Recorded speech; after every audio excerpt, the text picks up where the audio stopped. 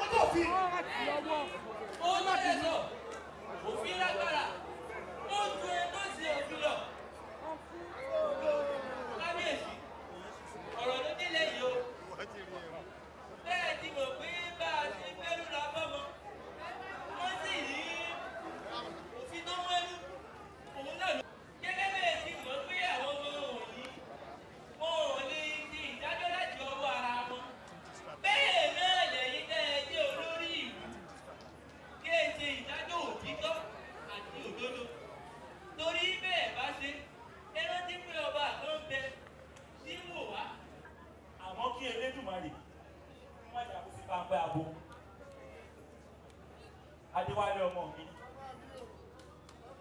ó mà ṣe o bọ́mọ ẹni bá ṣe ohun tó burú ó ṣe làáwì gbogbo ọ̀tá fàsókè yídó borí tó sọ pé ọba yóò rí àwọn kí wọ́n ṣàkó wípé Elédùmarè ọba tí ó dá wa ó wo kálukú wa àmọ́ kí n má bàa ṣẹ̀ sí Elédùmarè ọba tí ó dá mi ìdájọ́ mi ni Adéwálé ọmọ mi mo ti ṣẹ̀ sí òfin ilẹ̀ wa mo sì jẹ̀bi ikú.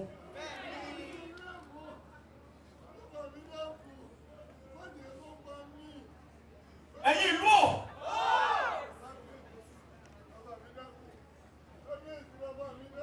mo fẹ́ kí ẹ gbé ọmọ mi Adéwálé kí ẹ gbé lọ sí inú igbó ọ̀dájú níbi tí wọ́n ti máa ń pa àwọn aláṣejù tó ti pa ìkà ẹ̀dá èèyàn tó ń pa àwọn ẹni búburú sí. ẹ lọ pẹ̀lú rẹ̀.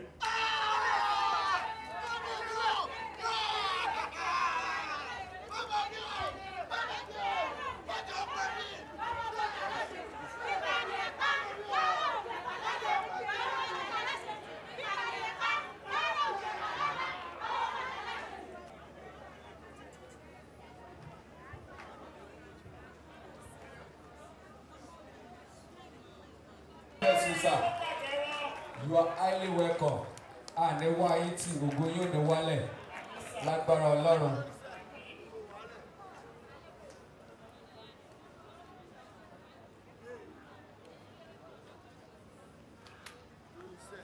Nígbà tí ètò yẹn lọ yẹn náà, bá wa fi ọ̀rọ̀ bá àwọn ọmọ yìí sọ̀rọ̀.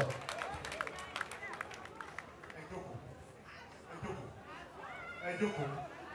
Olóríire dà èmi rè ó. Olóríire dà èmi rè ó.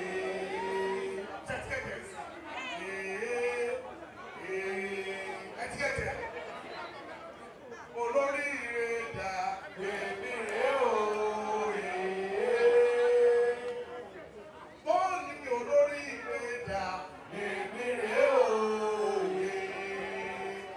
Ẹ lọ jókòó, ẹ má block àwọn èèyàn, ẹ jọ̀ọ́, ẹ jókòó.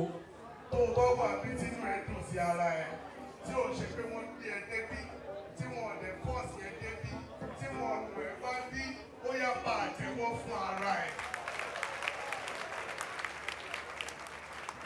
Ẹ ṣe gan-an. Bí ìmọ̀rísì tó fi tètè pè mí o, bí ìmọ̀ tó fi tètè pè mí tó wá bí, ó lè dálẹ́ ká tó lọ. Àjọ bẹ̀rẹ̀ ní àjọ máa parí ẹ̀ jọ. Ta ló pàtẹ́wọ́ lórí?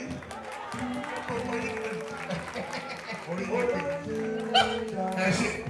Àjọ ìjọ máa parí.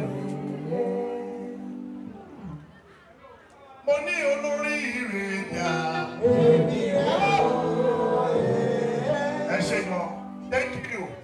Wọ́n gbé mi lọ́wọ́ òun ni láti gba àwọn ọmọ níyànjú. Bẹ́ẹ̀ kẹ́dẹ̀rẹ́ ọmọ ṣìlèmí náà, èmi náà ṣe ń gbàyànjú ni. Gbogbo interview tí mo máa ń ṣe, wọ́n á ní kí ni mo lè sọ fún àwọn upcoming. Màá lè mi fún ara mi èmi náà ṣe ń bọ̀ ni. Africa Media Live TV. Kindly subscribe to our YouTube channel to get updated on the trending gist, latest news all over the world. Like our page, subscribe, and share with friends. Thank you.